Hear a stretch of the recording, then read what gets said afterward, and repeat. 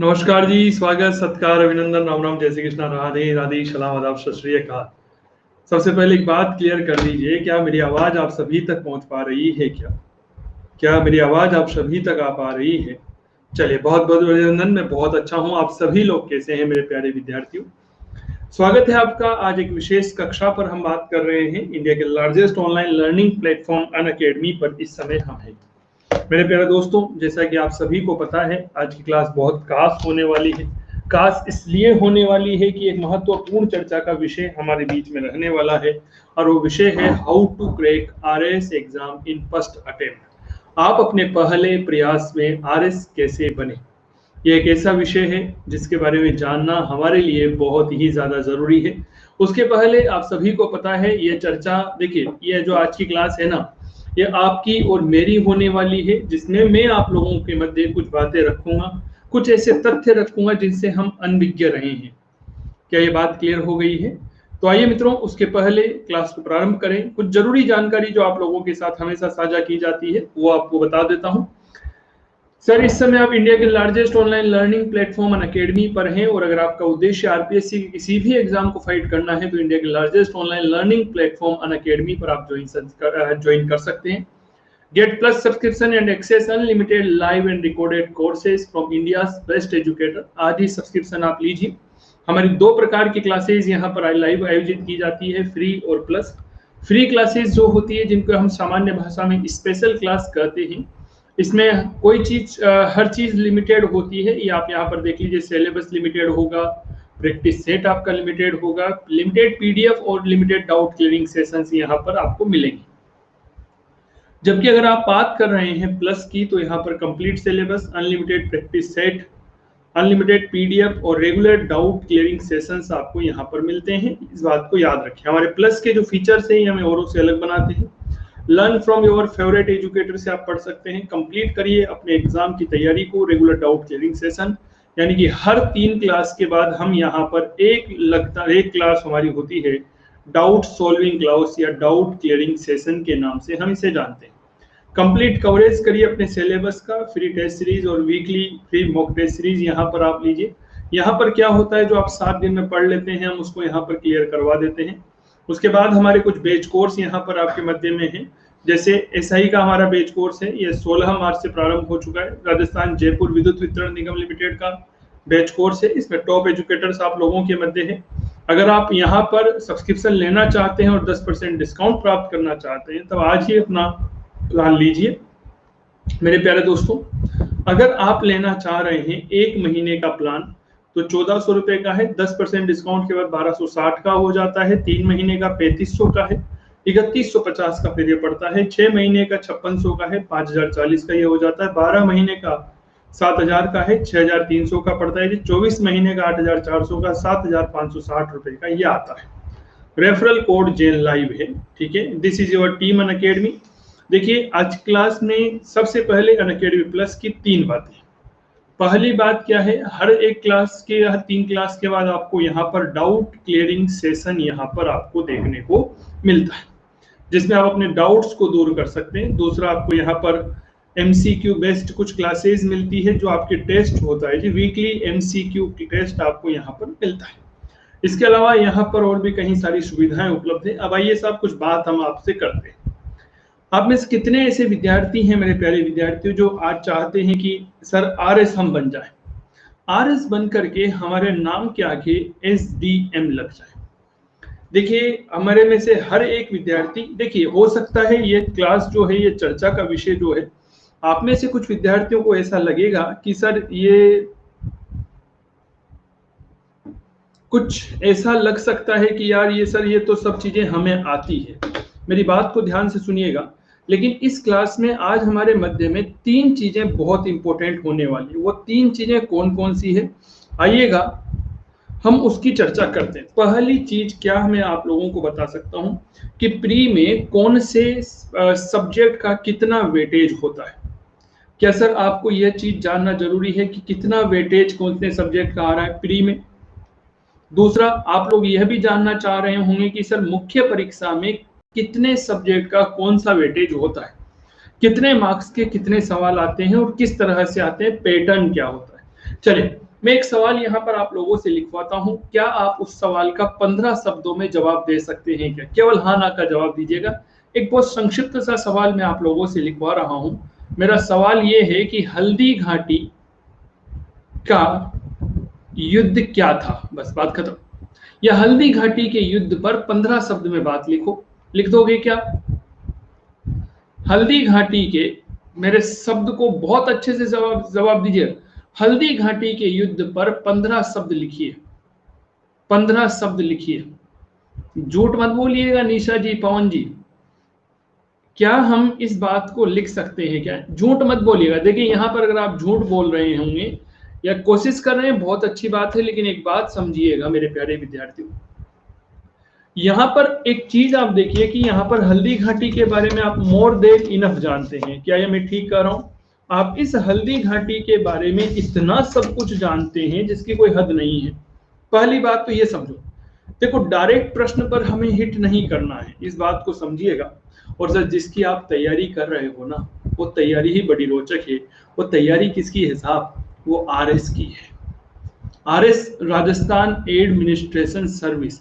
अर्थात मेरे प्यारे वीरों और मेरी वीरांगनाओं, मैं इसके बारे में आप लोगों से चर्चा करूं तो इसका तात्पर्य होता है एसडीएम, सब डिस्ट्रिक्ट मजिस्ट्रेट, उप जिला कलेक्टर। कल्पना करिए मेरे प्यारे विद्यार्थी उस दिन की, अभी मैं उस प्रश्न पर भी आऊंगा, उस दिन की कल्पना करें जब आपका रिजल्ट आएगा, आपको पता चलेगा कि यार आप एसडीएम बन गए हैं, आप तहसीलदार बन गए हैं, आप आबकारी विभाग में चयन हो गया है। कैसा लगेगा आपको?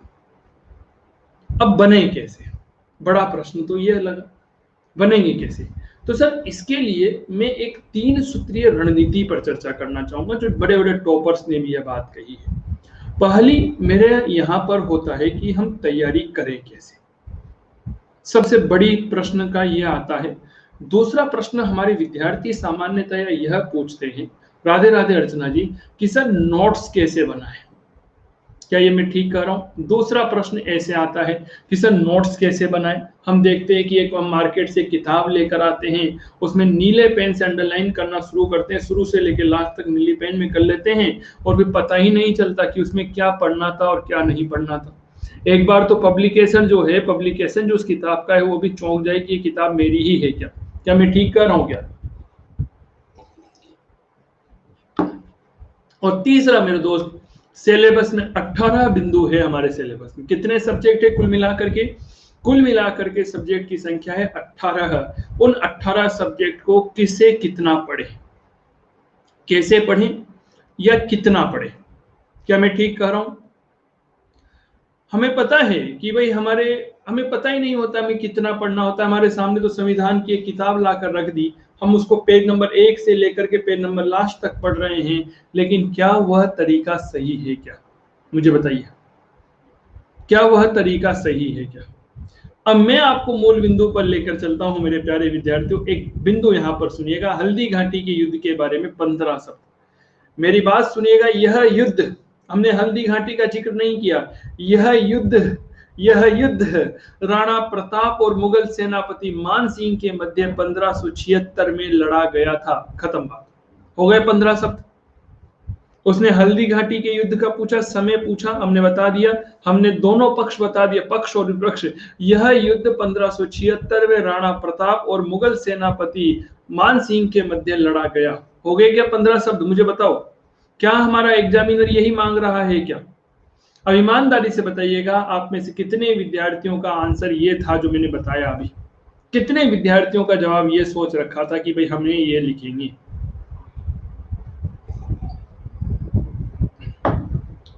हम कैसे लिखते?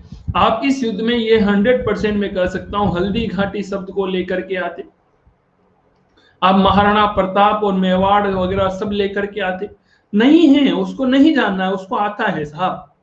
आप एक बात बताइए साहब, कोई भी चीज अगर मुझे आज आप लोगों को एक चीज समझानी है तो मैं उसका सिंप्लीफिकेशन करके सिखाऊंगा या फिर उसको हार्ड बना करके समझाऊंगा? इस बारे में मुझे थोड़ा सा बताएं। उसको सरल करके समझाएंगे या उसको कठिन सरल करके? तो सर, वो एग्जामिनर एक छोटा बच्चा है, हमें उसके समक्ष सरल चीजें लेनी होगी। चलिए, अब हम बात कर रहे हैं मेरे दोस्त, तैयारी कैसे करें, नोट्स कैसे बनाएं और कैसे और कितना बनाएं। इन सब की तीनों बिंदुओं पर मैं चर्चा करूं उसके पहले अगर आप अनुमति दें तो एक बार मैं प्रीवियस ईयर के एग्जाम्स में जो चीजें आई हुई है उनकी बात कर देना चाहूंगा कि भाई कौन से पेपर से या कौन से सब्जेक्ट से क्या क्या पूछा जाता है। ठीक है, आप एक कागज में नोट करते जाइएगा। मैं सबसे पहले बात कर रहा हूं आरएस प्रीलिम्स की, प्रीलिम्स एग्जाम 2018 की। ये बात क्लियर हो गई। अगस्त के महीने में ये पेपर था और इसमें आपके 200 प्रश्न आए हैं। 200 प्रश्न में से कौन सा क्या क्या प्रश्न आए हैं उसके बारे में सर सबसे पहले मैं उस विषय को लेता हूं जो मेरा फेवरेट प्रिय विषय है। बताइए कौन सा हो सकता है मेरा प्रिय विषय। सबसे पहले मैं उस विषय को लेना चाहूंगा जो मेरा खुद का विषय है। बिल्कुल ठीक कर रहे हैं सर, इतिहास। इतिहास नहीं, भारतीय इतिहास पूरा लिखेंगे हम यहां पर, भारतीय इतिहास। सर आपके यहां पर भारतीय इतिहास के प्रश्न की संख्या थी 15। 2018 में 15 सवाल भारतीय इतिहास के आए थे। अब आप सोचिए मेरे प्यारे विद्यार्थी, क्या यह भारतीय इतिहास आपके आरएस 2018 या किसी भी प्रारंभिक भर्ती परीक्षा में 15 प्रश्न जो है यह आपके महत्वपूर्ण बनाते हैं क्या? कि भाई हाँ एक बड़ा पोर्शन है साहब, 15 सवाल का मतलब हो गया लगभग 22 से 23 नंबर का मटेरियल है, पास होने के लिए बहुत इंपॉर्टेंट है साहब। चले अब इसमें दूसरा में इसका छोटा भाई लेकर के आता हूं, राजस्थान का इतिहास और culture. Rajasthan history plus culture. Sir इन दोनों के सवाल आप लोगों के मध्य पूछे गए 13, यानी कि हिस्ट्री से कुल मिलाकर के सवालों की संख्या कितनी बनी भाई साहब? 28 सवाल आए हैं साहब। ये देखो साहब, ये तो केवल और केवल प्रीलिम्स की मैं बात कर रहा हूं। क्या आप लोगों को यह जानकारी थी क्या? ईमानदारी से मुझे बताइएगा, क्या आप लोगों को यह जानकारी थी क्या कि भाई प्रीलिम्स के कितने सवाल आते हैं, मेंस के कितने आते हैं? अब सब देखिए, यहां पर यह चीज बहुत अच्छे से हमें सीखनी होगी। 28 सवाल आए हैं साहब आपके इतिहास। चलिए हम बात कर रहे हैं भूगोल विषय की। भूगोल भी इतिहास का ही छोटा बड़ा भाई है। चलिए बहुत अच्छी बात है। इसमें 3 प्रकार का भूगोल आता है, विश्व का, इंडिया का और राजस्थान का। सर दूसरे टीचर कहते हैं कि हिस्ट्री सही कल नहीं आते हैं, क्यों कहते हैं ऐसा? महावीर भाई ऐसा क्यों कहते हैं ये तो मुझे नहीं पता, लेकिन ये जो तथ्य है ना मेरे भाई, मेरे बात सुनेंगे महावीर जी, ये मैंने अपनी तरफ से नहीं कहे कि भाई मैं अपनी तरफ से कह रहा हूं कि 28 सवाल है। आप पिछले साल के पेपर देखिएगा मेरे दोस्त, उसको देखिएगा ना तब आपको खुद को पता चलेगा। 2016 में जो है इंडियन हिस्ट्री और राजस्थान हिस्ट्री को मिलाकर के 25 सवाल पूछे थे 2016 में। 18 में संख्या बढ़ा करके 28 कर दी गई और 2013 में 32 सवाल आए थे हिस्ट्री के। कितने आए थे महावीर जी? 2013 में 32, ठीक है, 2016 में 25 और 2018 में 28 सवाल आए हैं। अब आप इसका महत्व समझ रहे हैं इस बात को। देखो मैं कभी नहीं कहता कि इतिहास इंपॉर्टेंट है, इतिहास नहीं हर सब्जेक्ट इंपॉर्टेंट है। यहां से आपके कुल सवालों की संख्या आ रही है 29 सवाल आए सर, जिसमें विश्व, इंडिया और राजस्थान का भूगोल आ गया। और इसी में आप यहां पर पर्यावरण भी ऐड कर सकते हैं, प्लस पर्यावरण।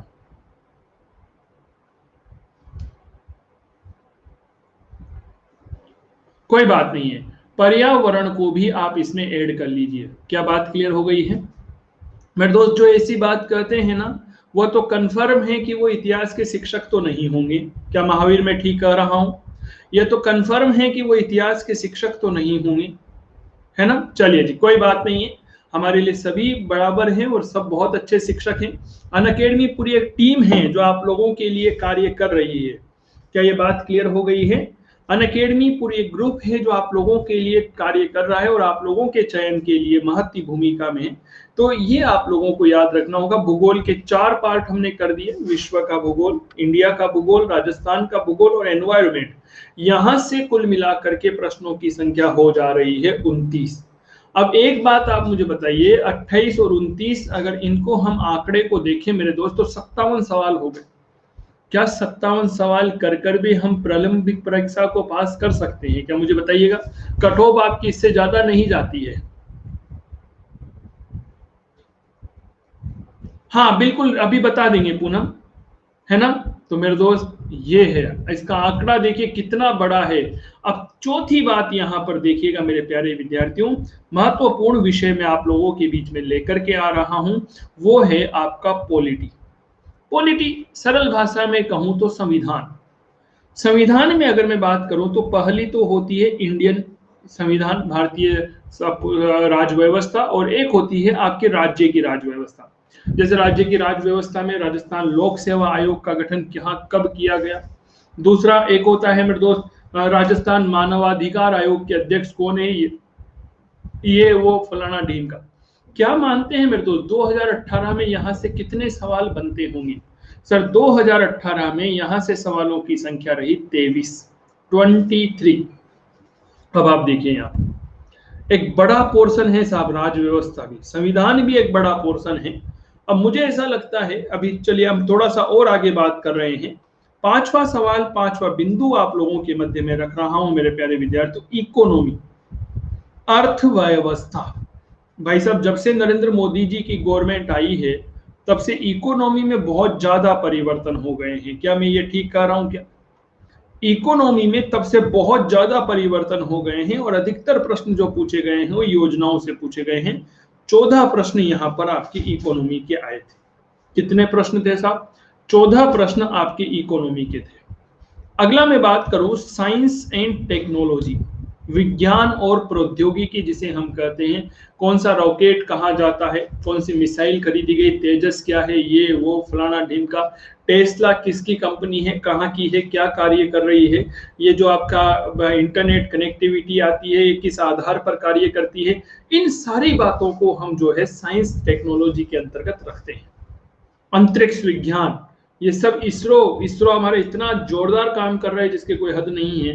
सर यहां पर हम सवालों की संख्या में दोस्त मानते हैं 14 सवालों की संख्या में यहां पर मानता हूं। ठीक है, फिर उसके बाद आपको पता ही होगा मैथ्स और मेंटल एबिलिटी के सवाल आते हैं।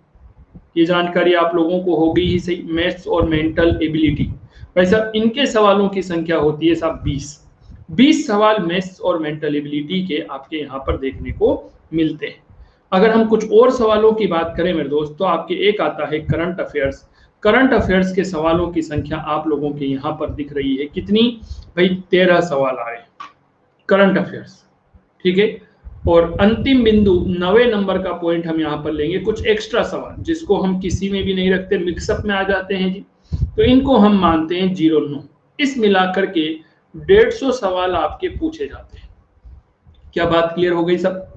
इस प्रकार आपके यहाँ पर 150 सवाल पूछे जाते हैं सब। 150 सवाल पूछे जाते हैं। कितने नंबर का पेपर होता है जी? 200 नंबर का। अब यहाँ पर एक चीज आप नोटिस करिए, और मेरे अगर देखो आप अच्छे विद्यार्थी हैं और अगर पहली बार में ही आरएस निकालना चाहते हैं तब तो आपको यह एनालिसिस याद रखना ही होगा। इस एनालिसिस के अनुसार काम करें। अब देखो यहाँ पर कुछ चीज अभी मैं लास्ट में ना आपको बुक्स भी बता दूंगा कि आपको कौन से लिए क्या बुक्स पढ़नी चाहिए, क्योंकि इसमें विद्यार्थी एक महत्वपूर्ण बिंदु ये पूछता है कि सर कौन सी किताब पढ़ें कौन सी नहीं पढ़ें। क्या मैं ठीक कर रहा हूं क्या? तो इसकी भी चर्चा हम यहाँ पर कर लेंगे जी। अब देखो साहब, अब आप देखिए इतिहास भी आपके अच्छा खासा पूछा जा रहा है, 28 सवाल हैं। भूगोल भी एक अच्छा खासा आंकड़ा रखता है 29। पॉलिटी 23 सवाल यहाँ पर रखता है। और मेरे प्यारे विद्यार्थी यहाँ पर इकोनॉमिक जो है 14, साइंस टेक 14, मैथ्स और मेंटल एबिलिटी 20, करंट अफेयर्स 13 और एक्स्ट्रा में 9 सवाल आते हैं।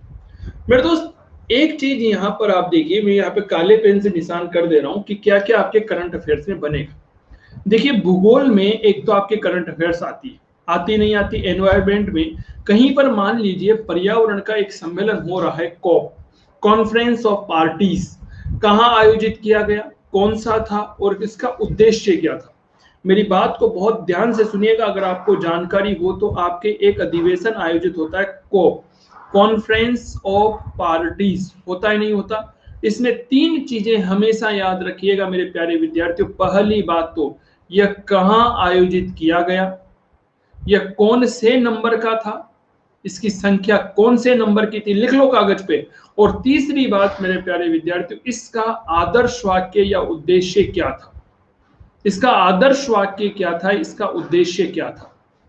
यहां से ही सवाल बनता है ना।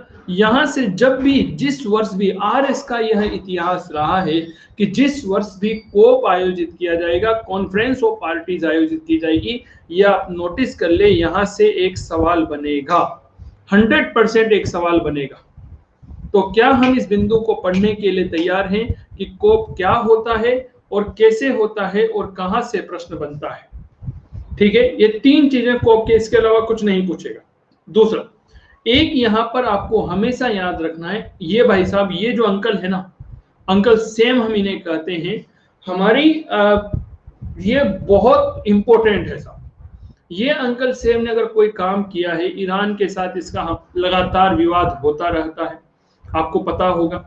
इसका चीन के साथ भी विवाद लगातार रहता है, डोनाल्ड ट्रंप के कार्यकाल में इसका बहुत ज्यादा विवाद रहा। जो बाइडेन अभी आए हैं, जो बाइडेन थोड़ी उदारवादी नीतियों के साथ आए हैं, और यह संभावना व्यक्त की जा रही है कि अमेरिका के राष्ट्रपति जो बाइडेन जो है, ये चीन और ईरान के साथ मधुर संबंध रखेंगे। पेरिस जलवायु समझौता, भाई साहब इतना ज्यादा समझौता है यह, आपको पता होगा। एक जलवायु समझौता हुआ है, पेरिस में हुआ था, इसको हम पेरिस एनवायरमेंटल एग्रीमेंट हम इसे कहते हैं, PEA हम इसे कहते हैं साहब। तो पेरिस जलवायु समझौते के समय यह भारत, अमेरिका के जो राष्ट्रपति थे वो कौन थे? Barack Obama. तो ये अंकल सेम अगर किसी गतिविधि में भाग ले रहे हैं ना, तो बहुत ज्यादा चर्चा का विषय है। ये बात थोड़ा सा आपको याद रखना होगा। एनवायरमेंट में तो यहां से बहुत ज्यादा सवाल पूछे जाते हैं।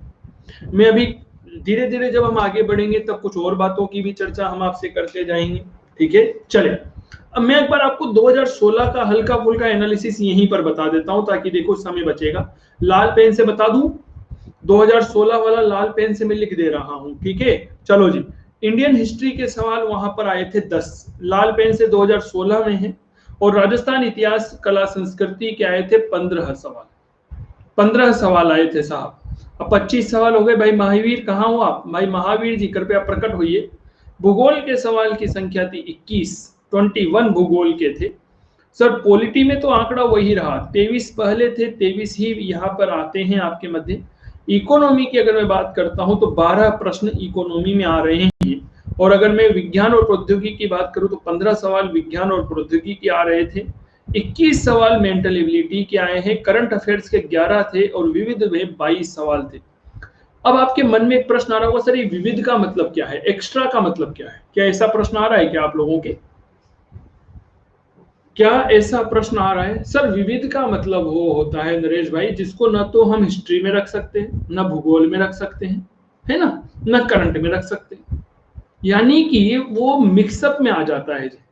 जैसे आप 4 कथन वाले आपने सवाल देखे होंगे, कथन ए, कथन बी, कथन सी, कथन डी, और उन्हें पूछता है कि बताइए कौन सा सही है कौन सा गलत है, पूछता है। तो उसमें मान लीजिए एक इतिहास की अवधारणा दे दी कि बताइए इतिहास जो है, सिंधु घाटी सभ्यता का पतन हुआ था, कारण क्या था? कि सिंधु नदी ने मार्ग परिवर्तन कर लिया। अब दूसरा उसमें ऑप्शन दे दिया कि नदियों के मार्ग परिवर्तन में मृदा का अपर्धन एक महत्वपूर्ण क्रिया है, ठीक है। तीसरा दे दिया कि अपर्धन को रोकने के लिए पेरिस जलवायु समझौते में प्रावधान किया गया है। और चौथा कथन दे दिया कि अमेरिका के राष्ट्रपति डोनाल्ड ट्रंप पेरिस जलवायु समझौते से अलग होने की बात कर रहे हैं। आप समझ गए? अन्य सभी प्यारे विद्यार्थी समझ गए होंगे। सर ये होते हैं मिक्सअप वाले सवाल। अब देखो इसमें आपके इतिहास आ गया नहीं आ गया, भूगोल आ गया, इसमें जलवायु परिवर्तन यानी कि आपके पर्यावरण आ गया, और आपके इसमें करंट अफेयर्स आ गया। तो ऐसे सवालों को हम विविध में रखते हैं। अब इन प्रश्नों को हल करने के लिए मेरे प्यारे वीरों और मेरी वीरांगनाओं, हमें एक होलिस्टिक अप्रोच की जरूरत होती है, जिसमें हम सभी चीजों को जान सके। ये बात क्लियर हो गई क्या? हमें एक होलिस्टिक अप्रोच की जरूरत होती है, जिसमें हमें इतिहास की भी जानकारी होना आवश्यक है, हमें भूगोल की भी जानकारी होना आवश्यक है, हमें पर्यावरण की भी, और करंट। और सबसे बड़ी बात, होलिस्टिक अप्रोच से काम चल जाएगा क्या? नहीं साहब, यहाँ पर आपको इन सब चीजों को आपस में को रिलेट करना भी आना चाहिए, जोड़ना भी आना चाहिए साहब। क्या बात क्लियर हो गई? मृदा के अपर्धन से क्या आपकी नदी का मार्ग परिवर्तन होता है क्या? मुझे बताना तो थोड़ा सा। मृदा के अपर्धन से एक नदी का मार्ग परिवर्तन होता है क्या? बिल्कुल होता है साहब, बिल्कुल होता है, लेकिन धीरे धीरे होगा वो। अचानक से नहीं होगा, है ना। तो जलवायु समझौता, तो इसको हम मिक्स में रूप में, अब आप एक चीज एनालिसिस करो, क्या अब आप एनालिसिस कर पा रहे हो जो मैं आपको एनालिसिस करवाना चाह रहा हूं? जो मैं आपको एनालिसिस करवाना चाह रहा हूं उस एनालिसिस को क्या आप गौर कर पा रहे हैं? सर ज्यादा अंतर नहीं आ रहा है, क्या आप नोटिस कर पा रहे हैं? यहां पर इन प्रश्नों में ज्यादा अंतर नहीं आ पा रहा है, लगभग लगभग सब कुछ बराबर सा ही है। क्या मैं ठीक कह रहा हूं?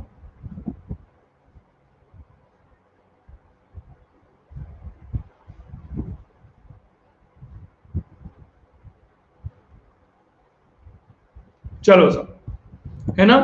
अब आप यहां पर देखिए कि आपको यहां पर कैसे तैयारी करनी है। भाई साहब, इतिहास भी उतना ही जरूरी है हमारे लिए जितना जरूरी भूगोल है। महावीर भैया, अब आप जवाब देंगे मेरे सर। सर हमारे लिए पॉलिटी भी उतना ही जरूरी है जितना जरूरी इकोनॉमी है। साइंस टेक्नोलॉजी भी उतना ही जरूरी है जितना मैथ्स है, और करंट अफेयर्स भी उतना ही जरूरी है जितना आपके एक्स्ट्रा है। मेरे दोस्त यहां पर एक बात सुनिए, यहां पर आपके सबसे बड़ा बिंदु, आप आरएस की प्रारंभिक भर्ती परीक्षा के लिए जनरल साइंस पढ़ते हैं नहीं पढ़ते?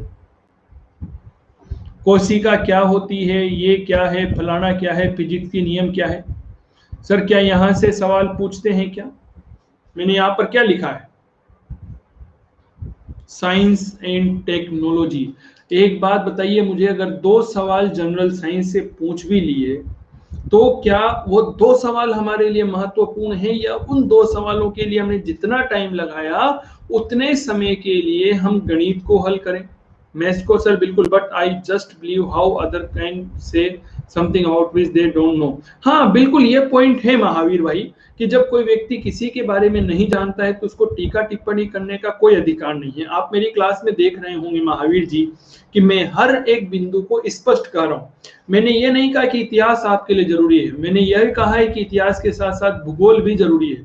भूगोल जरूरी है तो अर्थव्यवस्था भी जरूरी है, अर्थ के साथ हमारे साइंस और टेक्नोलॉजी जरूरी है, मैथ्स जरूरी है, मेंटल करंट अफेयर्स भी जरूरी है।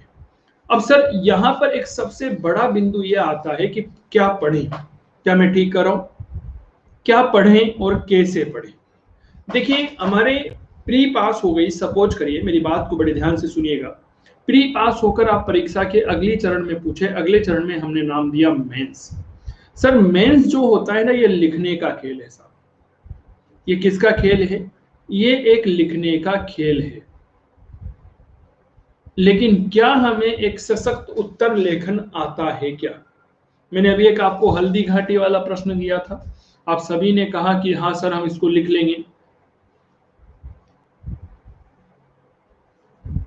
जी बिल्कुल, मैं सभी के लिए बहुत अच्छा बोलता हूं आदरणीय महावीर जी, बहुत बहुत धन्यवाद। चलिए अब थोड़ा सा बिंदु पर आते हैं भाई महावीर, क्या हमें लिखना आता है क्या? कैसे लिखेंगे? मान लीजिए आपसे एक प्रश्न पूछ लिया जाए कि बताइए मुझे निःशुल्क दवा योजना के बारे में टिप्पणी करें।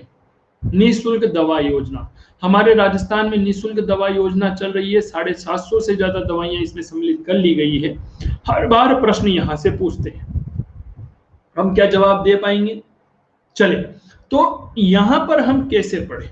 तो मेरे दोस्त अब आप अनुमति दें तो मैं हर सब्जेक्ट पे यहाँ पर थोड़ा थोड़ा सर्जिकल स्ट्राइक करना चाहूंगा कि कौन से सब्जेक्ट में हमें किस पर ध्यान देना चाहिए, है ना। थोड़ा सा मैं स्पष्ट यहाँ पर कर देना चाहूंगा कि हमें कौन से सब्जेक्ट पर क्या ध्यान देना चाहिए। आप लिख रहे होंगे, इसी में कामना करूंगा। सबसे पहले मैं बात करूंगा यहाँ पर इंडियन हिस्ट्री की। देखिए जो चीज मुझे आती है मैं उसके बारे में आपको बता देता हूँ। इतिहास में चाहे इंडिया का हो, चाहे राजस्थान का हो, चाहे कहीं का भी हो, मेरे प्यारे विद्यार्थियों, प्रारंभिक परीक्षा में हमें यहाँ पर सबसे ज्यादा फोकस करना चाहिए प्रशासन पर, शब्दावली पर। कुछ शब्द आ जाते हैं कभी कभी, है ना, जैसे मेरू प्रदेश, कामरूप प्रदेश, चंदू सर का लवर। ओह माय गॉड, जमाना बहुत खराब आ गया भैया। चंदू सर का लवर, क्या नाम है छोरे का, वाह गजब हो गई बात। तो मेरे दोस्त भाई मेरे शादी हो चुकी है ना, और मैं इन गलत कामों में नहीं फंसता हूं, है ना। बहुत बढ़िया बहुत बढ़िया। फिर भी आपका बहुत बहुत स्वागत है, आपका अभिनंदन है मेरे प्रिय।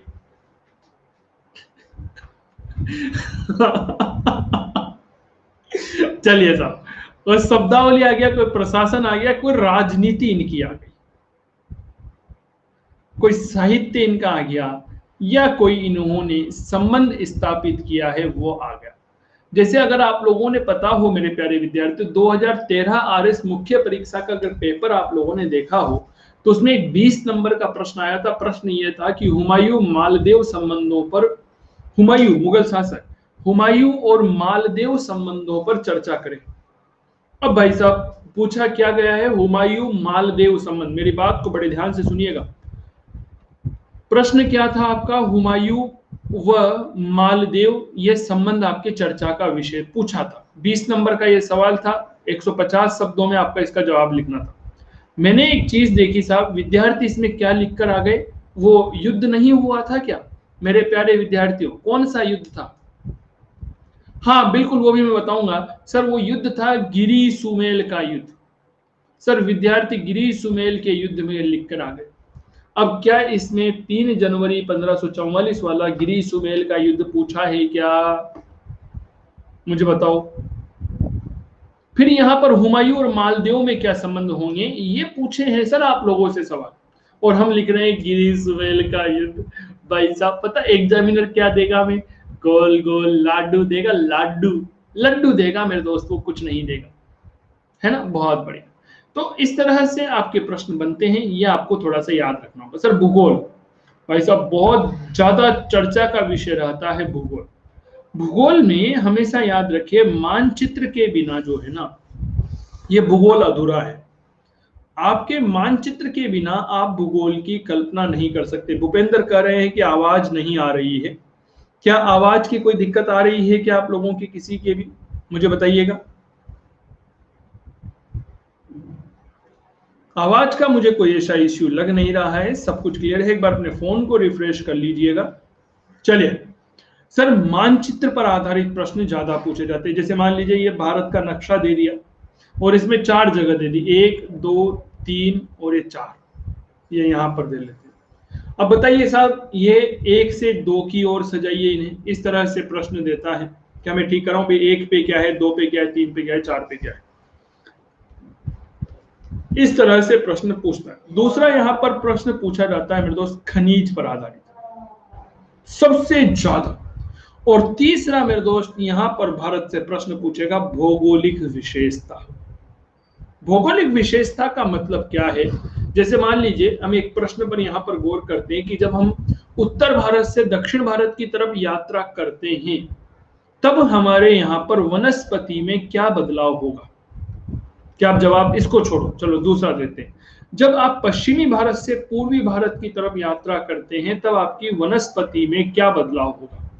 क्या कभी आपने ऐसे प्रश्न पर गौर किया है क्या? ईमानदारी से मुझे बताइएगा, क्या कभी आपने इस तरह के प्रश्न पर गौर किया है कि जब हम पश्चिमी भारत से पूर्वी भारत की तरफ यात्रा करते हैं तब इसमें क्या बदलाव होता है? अब देखो, मैं भूगोल का विद्यार्थी हूं, भूगोल का शिक्षक मैं नहीं हूं, मुझे भूगोल नहीं आता, लेकिन मैं इतना जानता हूं कि जब हम, अब देखिए थोड़ा सा यहाँ पर हम इसको समझा दो अगर आप कहो तो। अगर मान लीजिए आपके ये 20 या 50 शब्दों में प्रश्न पूछ लिया गया तो आप इसको कर पाएंगे। देखिएगा कैसे। मेरे प्यारे विद्यार्थियों, आप लोग भारत के नक्शे से बहुत अच्छे से परिचित होंगे। ये भारत का नक्शा है, मेरी बात को समझने की थोड़ा सा कोशिश करिएगा। सर आपको ये तो पता है ना कि हमारे पश्चिमी भारत जो है, उस पश्चिमी भारत में अपेक्षाकृत वर्षा जो है कम होती है, वर्षा कम होती है। लेकिन जैसे जैसे हम पूर्वी भारत की तरफ बढ़ते हैं हमारी वर्षा की मात्रा बढ़ी जाती है। यहाँ पर मोहसिन नाम करके गांव है जो गारो कांसी और जयंतिया नामक पहाड़ी पे कीपाकार नामक आकृति में बसा हुआ है।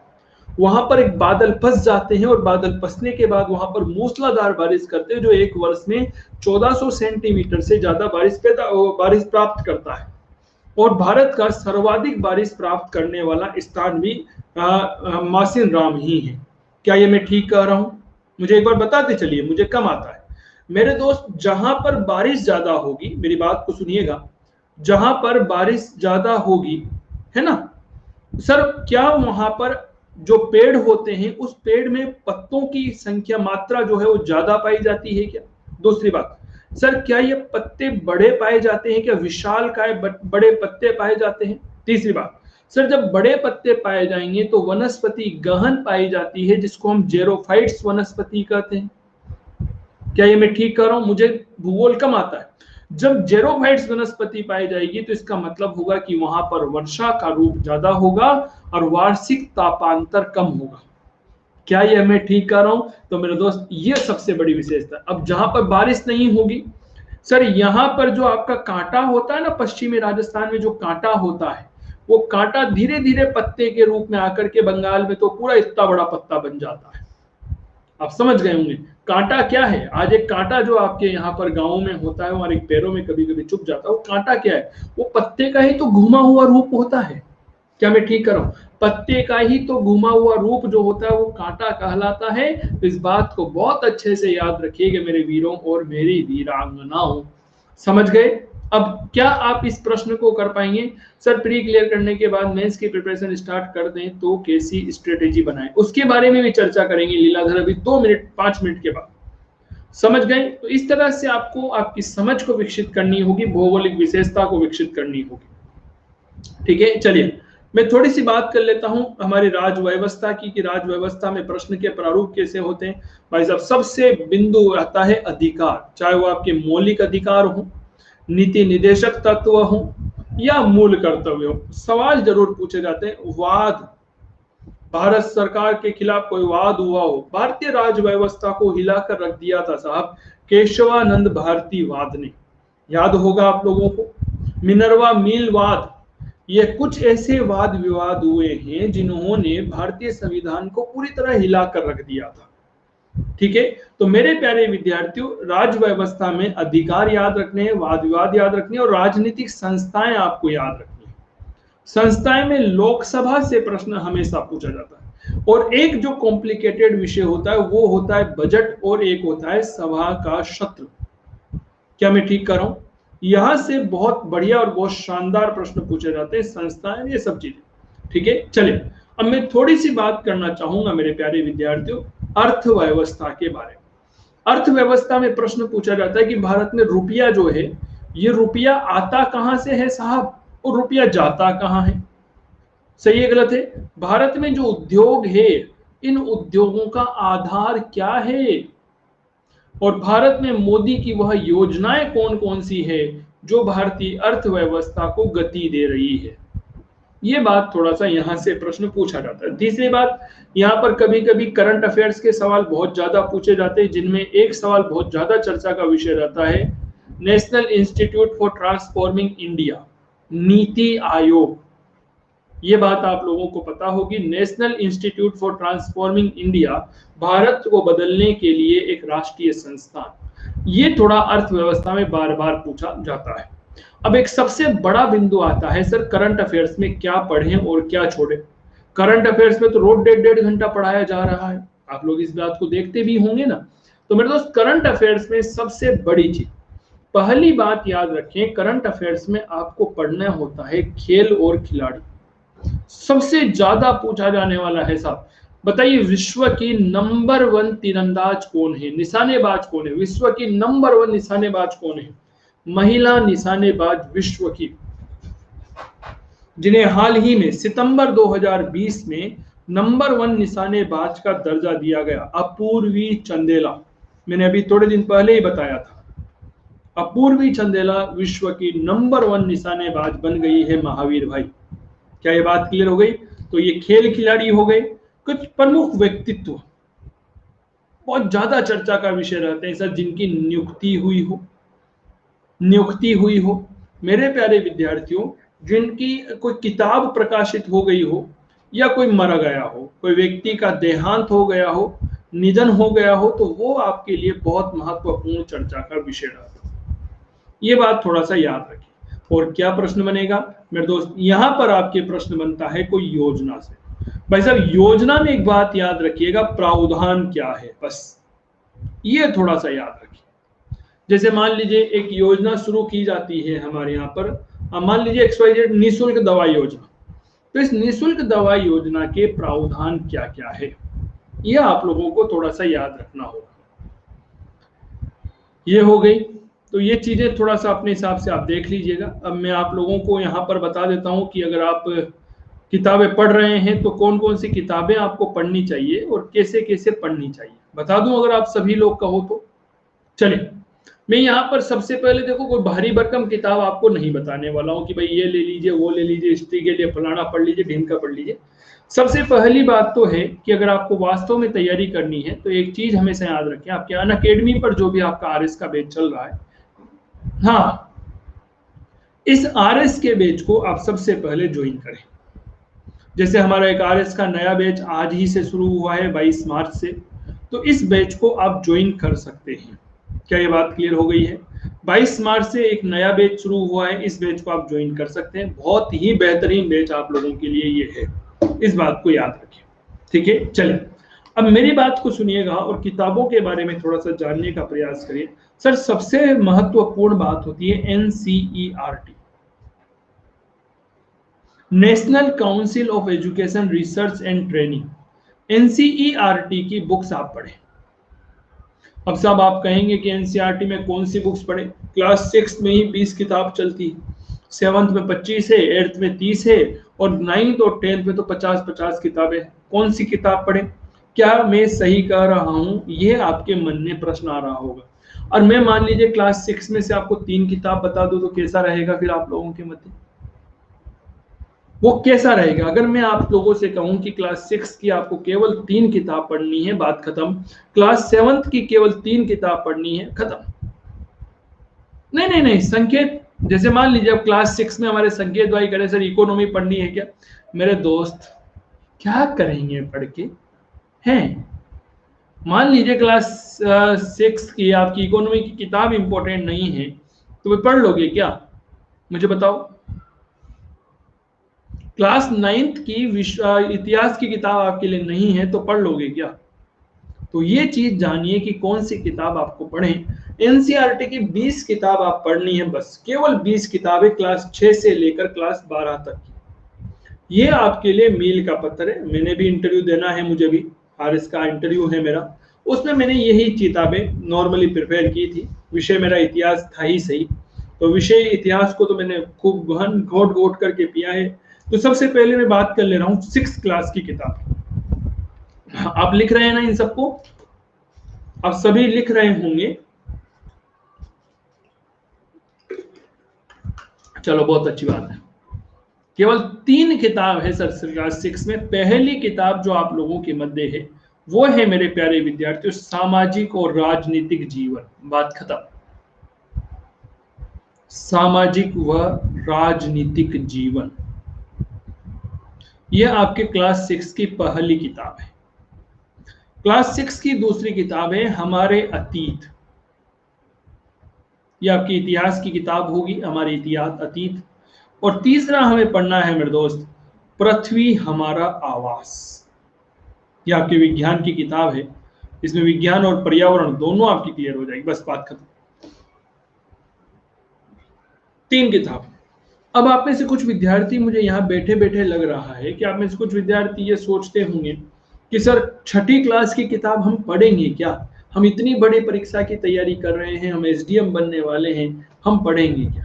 तो मेरे दोस्त मैं एक बात कहना चाहूंगा, ये चीजें अभी आपको पता नहीं चलेगी, ये चीजें आपको पता चलेगी जब, मेरे दोस्त मैं एक बात हमें अक्सर कहता हूँ मेरे प्यारे विद्यार्थी के, जो दिमाग में अक्ल है ना, ये बादाम खाने से नहीं आती सब, जीवन में ठोकरें खाने से अक्ल आती है। समझ रहे हैं? क्लास 6ठी सर ये अभी करंट में आरबीएससी में भी, हाँ आरबीएससी में भी चल रही है, लेकिन ये हमें एनसीईआरटी में ही लेना होगा। क्या बात क्लियर हो गई? एनसीईआरटी में ही लेना होगा क्योंकि उसमें गलतियां नहीं है। तो सामाजिक राजनीतिक जीवन हमारे अतीत पृथ्वी हमारा आवास, सर ये इसलिए क्योंकि इन किताबों के माध्यम से आप लिखना सीखेंगे। क्या बात क्लियर हो गई? हाँ हिंदी मीडियम में ही लेनी है जी। राइट बात बोल दी, दिल को छू लिया सर, धन्यवाद चंदू सर के लवर में। तो इससे क्या होगा सर, आप लिखना सीखेंगे साहब। ठीक है, चलो जी 7th क्लास की तरफ हम थोड़ा सा आगे बढ़ते हैं कि क्लास 7 में आपको कौन सी किताब पढ़नी है। क्लास 7 में मेरे दोस्त हमें पहली, सर मुझे भी एक क्वेश्चन है। हाँ रुद्र बताइए आपका क्या सवाल है? क्लास 7 में आप पहली किताब लेंगे सामाजिक और राजनीतिक जीवन। इसका भी यहाँ पर किताब आती है, ये आप ले लेंगे, सामाजिक व राजनीतिक जीवन, यह भी आप ले लेंगे। दूसरी किताब आप यहां पर लेंगे हमारे अतीत, यह भी एक किताब आती है, मध्यकालीन भारत की है यह। और तीसरी किताब लेंगे हमारा पर्यावरण, ये एनवायरमेंट की है, जो बेसिक किताबें हैं आप लोगों की। भाई एक बात बताइए, जब तक आपको एक सोच विकसित नहीं होगी तब तक क्या आप पढ़ पाएंगे क्या? सबसे पहले हम सोच तो विकसित करें। तो ये तीन किताबें आप ले लेंगे। क्लास 8 की मैं अगर किताबों की बात करूं मेरे प्यारे विद्यार्थियों, क्लास 8 की पहली किताब है सामाजिक और राजनीतिक जीवन, भाग 3 आती है ये, सामाजिक व राजनीतिक जीवन, यह भी आप ले लेंगे। छोटी छोटी किताबें हैं यार, राजनीतिक जीवन। दूसरी किताब आप यहां पर लेंगे मेरे प्यारे विद्यार्थियों, हमारे अतीत, ये आधुनिक भारत की किताब है साहब, ये आधुनिक भारत है, ठीक है। और तीसरी किताब लेंगे संसाधन और विकास, संसाधन और विकास।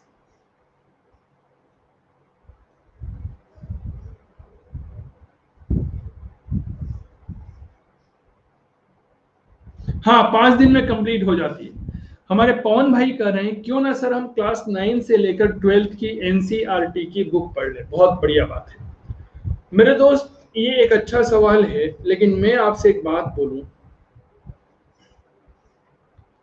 सर, एक गिलास पानी को बूंद बूंद पीने से या घूंट घूंट पीने से अच्छा क्यों ना हम एक साथ चरे को पी लें, दिन भर पीना नहीं पड़ेगा।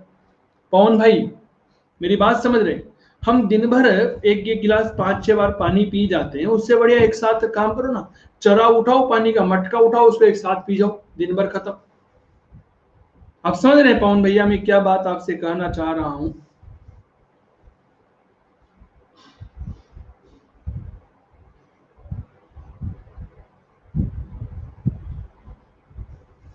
बिल्कुल बताएंगे रुद्र जी। क्या ये बात क्लियर हो गई? अब समझ गए होंगे आप मैं क्या कहना चाह रहा हूं।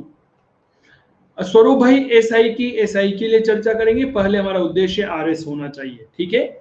चलिए अगली मैं बात करना चाहूंगा स्वरूप भाई, रुद्र अभी थोड़ी देर बाद हम चर्चा करेंगे आपके प्रश्न के ऊपर, ठीक है। चलिए इसके बाद अगर मैं बात करूं, क्लास 9th में मुझे कोई ऐसी किताब लगती नहीं है जो आप लोगों के लिए मैं बता दूं, लेकिन 9th में हम इकोनॉमी की एक किताब लेंगे, और वो इकोनॉमी की किताब है आपके समकालीन भारत की, समकालीन भारत, ये भारतीय अर्थव्यवस्था की किताब है, ये हम लेंगे। अपडेटेड किताब आपको मिल जाती है, ठीक है। चलिए जी, अगर हम थोड़ी सी और बात करें, क्लास 10 में हम एक किताब लेंगे आर्थिक विकास की समझ, इकोनॉमी की आती है भी, आर्थिक विकास की समझ, आर्थिक विकास की समझ। दूसरी किताब हम क्लास 10 में देखते हैं लोकतांत्रिक राजनीति, लोकतांत्रिक राजनीति। इसमें ये जो संसदीय परंपराएं हैं ना, इन संसदीय परंपराओं के बारे में इसमें जानकारी दे रखी है। क्या ये बात क्लियर हो गई? क्लास अगर मैं 11 की बात करता हूं, क्लास 11th की अगर मैं बात करूं मेरे प्यारे विद्यार्थियों, तो यहां पर आपको एक किताब लेनी होगी भौतिक भूगोल के मूल सिद्धांत, भौतिक भूगोल के मूल सिद्धांत। क्योंकि देखो आपको पता होगा आपके प्रीलिम्स में जो है भौतिक भूगोल यानी कि फिजिकल ज्योग्राफी के कई सारे सवाल आते हैं, तो भौतिक भूगोल के मूल सिद्धांत, ये किताब आप ले लेंगे एक बार, ठीक है। 12 नंबर सॉरी 11 नंबर 11वीं क्लास में ही मैं अगली किताब आप लोगों को बताना चाहूंगा। तो यहां पर हम बात करेंगे भारतीय अर्थव्यवस्था का विकास। आपको पता होगा जब हमारे यहाँ पर ये मनमोहन सिंह जी वित्त मंत्री थे, 1991-92 की बात है, तब हमारे देश में एलपीजी को लागू किया गया था। याद है आप लोगों को? एलपीजी मतलब बोले तो लिबरलाइजेशन, प्राइवेटाइजेशन और ग्लोबलाइजेशन, उदारीकरण, उदारीकरण को लागू किया गया। सर उदारीकरण से बहुत ज्यादा सवाल पूछे जाते हैं, एक सवाल पूछे जाते हैं पंचवर्षीय योजनाओं से। तो आपको 11वीं क्लास में यह किताब आपके लिए इंपॉर्टेंट बनेगी, भारतीय अर्थव्यवस्था का विकास। ये बात क्लियर हो गई?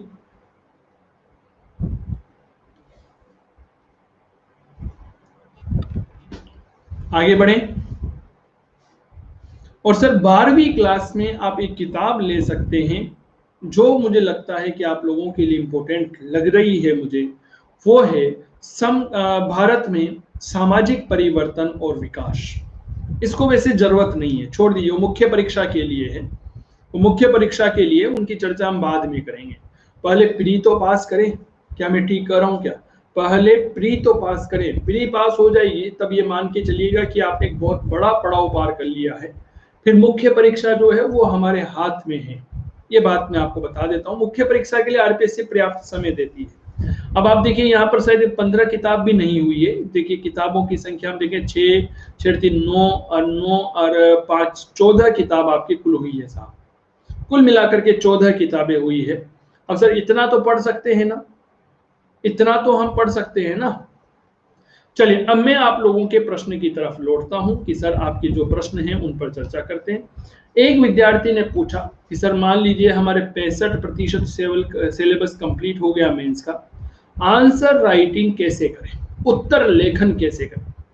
अब में से कितने विद्यार्थियों की ये सबसे बड़ी समस्या, इरेज योर हैंड्स, उत्तर लेखन कैसे करें, how we write a better answer, उत्तर लेखन। लगभग सभी प्यारे विद्यार्थियों की यह समस्या रहती है। आप में से कितने विद्यार्थी ऐसे हैं जो जिन्होंने पहले कभी उत्तर लेखन का काम किया है? हाँ, मैंने आपका कमेंट पढ़ा था, चंदू सर के लवर। एक बार आपका कमेंट दोबारा करेंगे आप आदरणीय?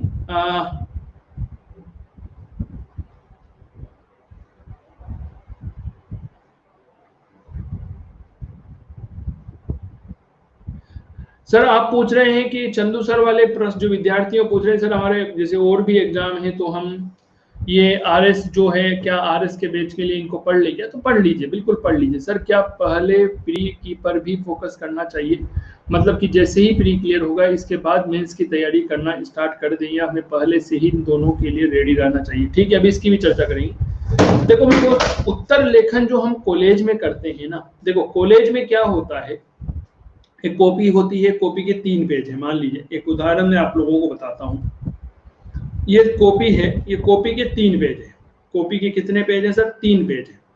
सर यहाँ से हम लिखना शुरू करते हैं, पॉइंट में हम बनाते हैं, फिर यहाँ से हमारा अगला पॉइंट हो गया, फिर इसको तोड़ो, फिर इसको अगला पॉइंट, फिर ऐसे ऐसे ऐसे करके।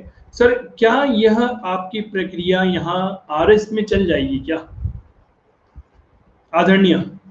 नहीं चलेगी साहब। यहाँ पर केवल और केवल एक पेज मिलता है, उसमें सीमित शब्द होते हैं, उस शब्दों में आपको आपका जवाब लिखना होता है। पहली बात, अगर आप शब्द से ज्यादा लिख दोगे तो आपके जवाब, आपके नंबर काट लिए जाएंगे जी। ठीक है, आपके नंबर काट लिए जाएंगे। अब मैं बात कर रहा था कि उत्तर लेखन कैसे करें, तो मैंने पूछा अब उत्तर लेखन करते, इसकी शुरुआत आप अपने आप से करें। आप सुबह उठते हैं, मेरी बात को बहुत ध्यान से सुनिएगा, सुबह उठते हैं, सुबह उठने से लेकर रात भर सोने की प्रक्रिया को 100 शब्दों में लिखें। आप लोग कितने शब्दों में लिखें? 100 शब्दों में लिखें। आप क्या लिख सकते हैं क्या? ईमानदारी से बताइएगा। ये हमारे जो प्रश्न विद्यार्थी हैं वो भी सारे बताइए।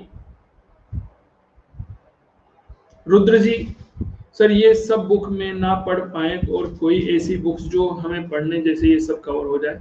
मेरे दोस्त देखो, स्वरूप भाई, ये वही चीजें हैं, ये छोटी छोटी चीजें हैं जो हमें पढ़नी होगी, समझ रहे हैं मेरे दोस्त? स्वरूप, मैं आपको एक मोटी सी किताब दे दूं, आपसे उठे भी नहीं और हम उसके नीचे दब जाएं और हम शहीद हो जाएं, उससे बढ़िया है छोटे पहाड़ की तरह हम प्रयास करके बड़े पहाड़ को उठाएंगे तो शायद उठा लेंगे।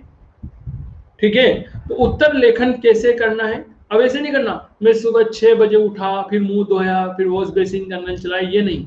जब मैं प्रातः काल में उठा तब ऐसा लग रहा था कि सूरज मेरी आंखों के ऊपर था, चिड़िया चहचहा रही थी, मौसम बड़ा सुहावना लग रहा था। रात की थकान से उठने के बाद ऐसा लगा कि बस नए दिन की शुरुआत है। नए दिन की शुरुआत का मतलब होता है नया उद्देश्य, नया लक्ष्य, नई पढ़ाई, नया टारगेट, और इसी के साथ में आगे बढ़ा।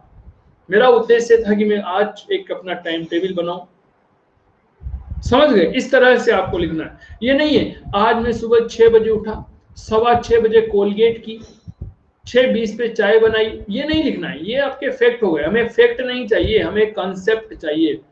वी शुड राइट कंसेप्ट, समझ गए? और मेरे दोस्त, अगर आप ऐसे नहीं लिख सकते हैं तब आप किताब ले लीजिए बाजार से। उस किताब को हम कहते हैं पेनोरमा की किताब। पेनोरमा में आपको एक सटीक उत्तर लेखन मिल जाता है। अगर ये भी नहीं ले सकते हैं तब आपका टेलीग्राम ऐप खोलिए। उस टेलीग्राम ऐप में कई सारे फोल्डर्स आप लोगों को मिल जाते हैं, तो वहां पर आप टाइप कर लीजिए RS मेंस कॉपीज, तो वहां पर टॉपर्स की कॉपीज आप लोगों को मिल जाएगी। क्या ये बात क्लियर हो गई? चलिए अब हमारे अगले प्रश्न जो थे उनके प्रश्न पर थोड़ी सी चर्चा कर लेते हैं। एक प्रश्न आया, सर क्या पहले प्री की तैयारी करें, दोनों की करें? देखिए मैं एक बात कहना चाहूंगा, कभी अगर आप ये सोच रहे हैं कि मैं सीधा मेंस की तैयारी करूं तो शायद ये मूर्खता है। ये मूर्खता है। प्री ही पास नहीं होगी तो क्या मेंस पास हो जाएगा क्या? प्री परीक्षा में 5 से 8 लाख 7 लाख फॉर्म भरने में आते हैं, अपन ये मान के चलते हैं 7 लाख फॉर्म प्री में भरने में आते हैं। 4 लाख लोगों ने परीक्षा दी, 1 लाख सीरियस कैंडिडेट थे, ठीक है? तो मेरे दोस्त उस 1 लाख में से कितने पास होंगे? मेरे दोस्तों पास होंगे 10,000। अब आपको इस 10,000 में आना है, तब जाकर आप मेंस दे पाएंगे। क्या बात क्लियर हो गई? तब जाकर के आप मेंस दे पाएंगे। तो पहले हमारा टारगेट होना चाहिए, प्री और आपके मेंस का सिलेबस में लगभग 50% की सिमिलरिटी है ना? तो 50% तैयारी इस हिसाब से करें कि आपका प्री का फोकस भी हो जाए और मेंस का भी यहां पर कवर हो जाए। समझ गए होंगे? चलिए, हाँ बिल्कुल बिल्कुल ठीक है। एनसीईआरटी के अलावा और बुक्स बताइए, बिल्कुल उन पर भी चर्चा कर लेते हैं मेरे दोस्त। सर खुद से करता हूं, बट जब कोई बताने वाला नहीं होता कमियां तो वापस डिमोटिवेट हो जाता हूं। डिमोटिवेट कभी मत होइए रुद्र, केवल इतनी सी बात कहना चाहूंगा मेरे दोस्त की तमन्ना चांद की रख किस्मत तेरी बदल जाएगी। तमन्ना चांद की रख किस्मत तेरी बदल जाएगी, चांद भले ही मिले न मिले तारों की सूरत तो दिख जाएगी। ये हमेशा याद रखें। और अभी हम आगे बढ़ रहे हैं, उसके पहले मैं आपका 1 मिनट का समय लेना चाहूंगा। नमस्कार प्यारे विद्यार्थियों, आप अनअकैडमी पर हैं, आरपीएससी के टॉप एजुकेटर्स के साथ आप हैं। अगर आरपीएससी के किसी भी एग्जाम को पास करना है तो इंडिया के largest online learning platform Unacademy को आज ही सब्सक्राइब आप करें। हमारी 2 प्रकार की क्लासेज यहाँ पर होती है, एक फ्री क्लास होती है और एक प्लस क्लास होती है। फ्री क्लास में limited syllabus, limited practice set, limited PDF notes, ये सब लिमिटेड होता है, जबकि प्लस में आपकी कंप्लीट सिलेबस कवर होता है, अनलिमिटेड प्रैक्टिस सेट होता है, unlimited PDF notes, regular doubt clearing session, top educators, ये सब चीजें यहाँ पर मिलती है। प्लस के हमारे सर आपका मेंस का अकॉर्डिंग कोर्स आएगा क्या? 28 अप्रैल से आएगा निशा। हमारा मेंस का रिगार्डिंग जो 28 अप्रैल से नया बैच आएगा और ये सुबह 11 बजे रहेगा। आप चाहें तो इसके लिए एनरोल कर सकती हैं निशा जी। प्लस के हमारे क्या क्या फीचर्स है? Learn from your favourite educator, तो अपने प्रिय शिक्षक के साथ पढ़िए, कंप्लीट एग्जाम की प्रिपरेशन करिए, रेगुलर डाउट क्लियरिंग सेशंस यहाँ पर होता है, कंप्लीट कवरेज है सिलेबस का, फ्री टेस्ट सीरीज और weekly free mock test series हमारी होती है। सर हमारे कुछ बैच कोर्स चल रहे हैं, जैसे हमारे आरएस का बैच आज ही प्रारंभ हुआ, एसआई का बैच कोर्स चल रहा है, राजस्थान जयपुर विद्युत वितरण निगम लिमिटेड का है। इसके अलावा आरएस का बैच हमारा आज ही से शुरू हुआ है 22 मार्च से। इसके बाद अगला बैच हमारा जो होगा 31 मार्च से अनअकैडमी प्लस पर पब्लिश होगा, आप इसको ज्वाइन कर सकते हैं। 10% डिस्काउंट के लिए आप चाहें तो जेन लाइव रेफरल कोड प्रयोग कर सकते हैं अनअकैडमी के किसी भी सब्सक्रिप्शन के लिए। चलिए अब हम कुछ बात कर रहे थे कि सर और क्या पढ़ें। देखो 3 चीजें हमेशा याद रखें, आपका पाठ्यक्रम आपके पास होना चाहिए। क्या मैं ठीक कर रहा हूं? पाठ्यक्रम भाई ये तो कंफर्म है ना कि जो आपका पेपर बनेगा वो सिलेबस में से ही बनेगा। ये थोड़ी है कि सिलेबस के बाहर से ले लिया हमने अमेरिका के। अरे भाई आरपीएससी अगर आपके सिलेबस में ना अमेरिका की करंट अफेयर्स भी डाल देगी ना, तो भी हमारी जिम्मेदारी है कि हम अमेरिका के करंट अफेयर्स को पढ़ें। क्या मैं ठीक कह रहा हूं क्या? तो भी हमारी जिम्मेदारी है कि अमेरिका के करंट अफेयर्स को पढ़कर भी हम उस भर्ती परीक्षा को पास करेंगे। क्या आप में वह रुतबा, क्या आप करना चाहते हैं अपने माता पिता के सपनों को साकार? तो एक बार मेरे साथ बोलिए, बोल बांके बिहारी लाल की जय हो। तभी तो कहता हूं मेरे दोस्त, कौन कहता है आसमां में सुराख नहीं हो सकता? एक पत्थर तो तबीयत से उछालो यार। मित्रों पढ़िए और मोटिवेट होइए अपने आप से, स्वयं को इस काबिल बनाइए कि आप एसडीएम हैं और इंडिया के टॉप प्लेटफॉर्म अनअकैडमी पर पढ़िए। बहुत अच्छा लगा हो तो मुझे बता दीजिएगा। इसका मैं पार्ट 2 बहुत जल्दी लेकर के आऊंगा, जहां पर आपको कुछ और बातें बताऊंगा। आज की क्लास के लिए इतना ही। बहुत बहुत धन्यवाद। Thank you so much. और पढ़िए। Thank you so much. Love you. जय हिंद, जय भारत। पार्ट 2 में बता दूंगा स्वरूप। ठीक है, चलिए जी, बहुत बहुत धन्यवाद। तब तक थैंक यू सो मच।